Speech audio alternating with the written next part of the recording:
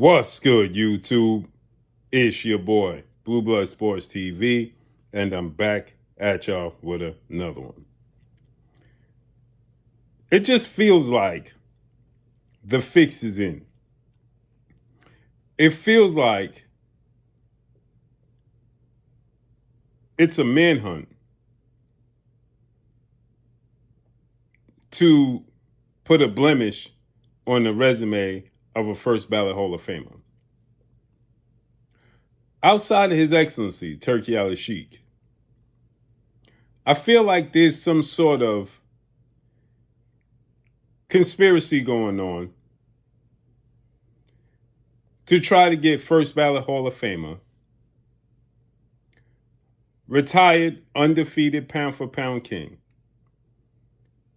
5-division champion, 3-division undisputed champion, superstar boxer, Terence Bud Crawford, 42 wins, no loss, no draw, 31 wins by way of knockout. I feel like there's some sort of conspiracy to an agenda to try and get Terence Crawford, who retired, to get back in the ring at all costs to see him lose. And the thing about this is,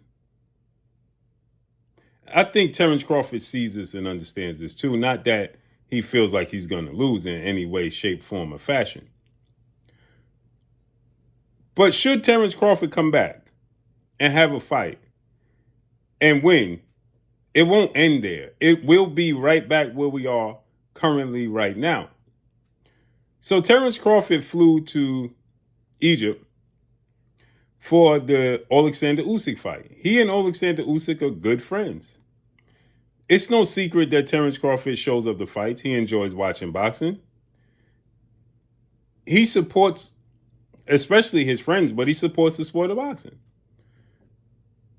So he goes over there and he's being bombarded with questions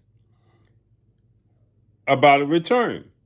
And they're creating a narrative that the reason he's in Egypt is because he's getting the itch to come back and fight. Where he's supporting his good friend in Alexander Usyk. Not to mention, his team trains Torres on the undercard. So Bomac, Red, Saul, Bernie, they have a fighter on the undercard, Richard Torres. Richard Torres is going to fight Frank Sanchez in a big fight. So he's going there in support. But he's continuously getting bombarded with questions and agenda. Then I saw a report. So Ring Magazine interviewed him. And they tried to push the Jaron Boots Ennis fight on him. And everything that transpired over the past week with him and Jaron Ennis. And Terence Crawford just simply nipped it in the bud. And he said, I'm not interested in talking about that. I'm not going down that path. I have no interest in talking about it. I'm not going to do it. I'm not talking about Jaron Ennis. And then here comes the agenda again. Well, he's not talking about Jaron Ennis because he's interested in the fight. The other agenda is he's not talking about Jaron Ennis because he's scared of Jaron Boots Ennis. He simply said, because he stated, Terence Crawford made this statement and he said, don't give him everything so you have something left later on. So they took that, and he clearly said later on with other ventures. But they took it and said, oh, well, see, he's saying preserve himself so he can come back and he can fight. Now, I understand he's a big deal. I understand his talent is bar none.